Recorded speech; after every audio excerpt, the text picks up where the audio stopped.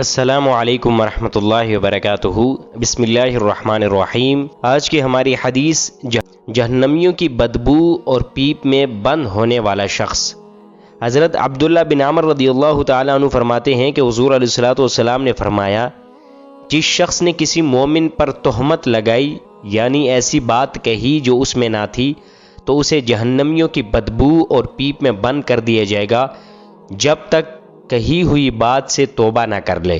معلوم یہ ہوتا ہے اس حدیث مبارک سے کہ جو کسی شخص کے بارے میں اس پر تہمت لگاتا ہے، الزام تراشی کرتا ہے یا اس پر وہ الزام لگاتا ہے کہ وہ عیب اس میں نہیں، تو یہ بہت بڑی گناہ ہے اور اللہ تبارک و تعالی سے دعا گو ہیں کہ اللہ ہمیں اس سے بچنے کی توفیق عطا فرمائیں، کیونکہ یہ حقوق العباد کے اندر آتا ہے۔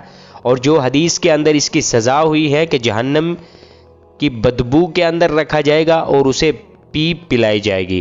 اللہ رب العزت ہمیں ان احادیث پر صحیح معنوں میں عمل پیرا ہونے کی توفیق عطا فرمائیں۔